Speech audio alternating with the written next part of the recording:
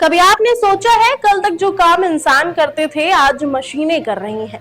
Bank में line अब mobile से ट्रांजैक्शन, कस्टमर कॉल अब चैटबॉट से संभालते हैं।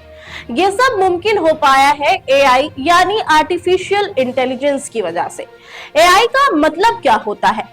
आर्टिफिशियल इंटेलिजेंस एक ऐसी तकनीक है जिसमें कंप्यूटर या मशीन इंसानों की तरह सोचने, समझने और फैसले लेने लगते हैं।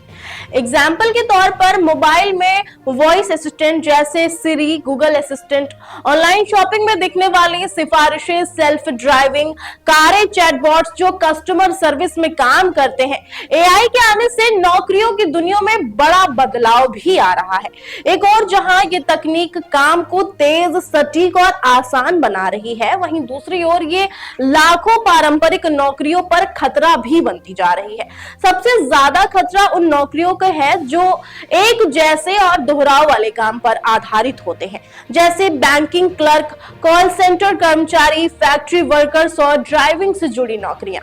अब मशीनें इन कामों को इंसान से बेहतर और कम खर्च में करने लगी हैं। नतीजतन ये है कि बहुत से लोग बेरोजगारी की चिंता में हैं, लेकिन ये कहानी यहीं खत्म नहीं होती है।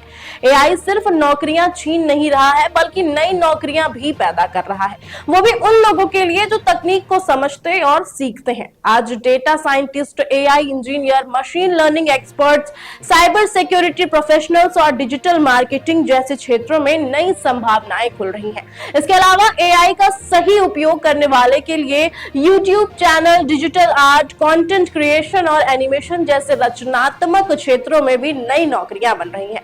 असल चुनौती यह है कि हम समय के साथ चलें। आज की जरूरत है कि हम खुद को नए कौशल यानी स्किल्स से अपने आप को इंप्रूव करें।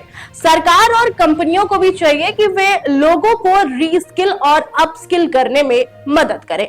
एआई को दुश्मन की तरह नहीं, एक मददगार साथी की तरह देखें जो हमें रोजमर्रा के कामों में राहत दिलाकर सोचने समझने वाले रचनात्मक कामों के लिए समय देता है।